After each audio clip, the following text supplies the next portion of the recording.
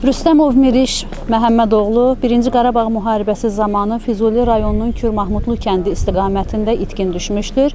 Bir müddət sonra ona məhkəmə qətnaməsi ilə şəhid statusu verilmişdir. Bu günlərdə isə şəhidin ailəsinə məlumat verilərək bildirilibdir ki, Beyləqan rayonu ərazisində naməlum əskər adı ilə dəfn olunan Miriş Rüstəmovun DNT analizi nəticəsində kimliyi məlum olunubdur və bugün şəhidimizin nəşi doğma ata yurduna gətirilib. Az sonra isə Ağcabədi Qəhrəmanlar Parkında dəfn mərasimi həyata keçiriləcəkdir. Şəhidlə vida mərasimində mərhumun ailə üzvləri və yaxınları, rayon rəhbərliyi, müharibə iştirakçıları, şəhid ailələri, rayon ictimaiyyətinin nümayəndələri iştirak ediblər. Dəfn mərasimi zamanı hərbi orkestrin müşayiəti ilə Azərbaycan Respublikasının dövlət himni səsləndirilib və yayılma atəşi açılıb.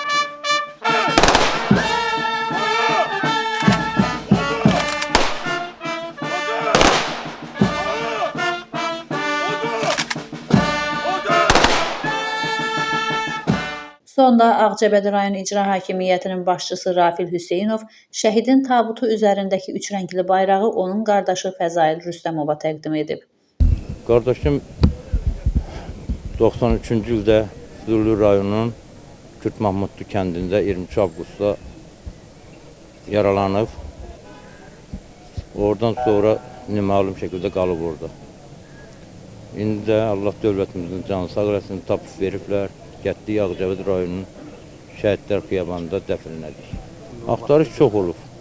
Qubadan belə, Qusardan belə hamısına getmişik, Gəncədən belə hamısını gedib. Nə qədər saldat yoldaşı hamısının qapısına getmişik.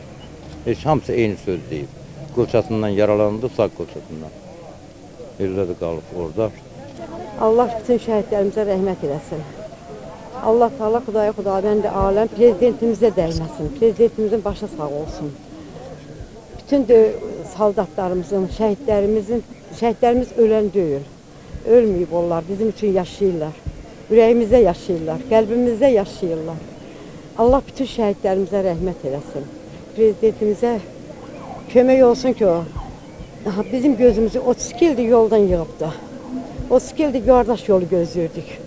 32 ildir həsrətlə. Harada şəhid olurdu, oraya gedirdim. Deyirdim, bəlkə mənim də qardaşımdan bir xəbər çıxar. Şükür bu günə, şükür. Kəşke atam da görəydi, anam da görəydi bu günü. Qoşa bacılarım ölüb, o da görəydi. Bu günü ki, qardaşım tapıldı.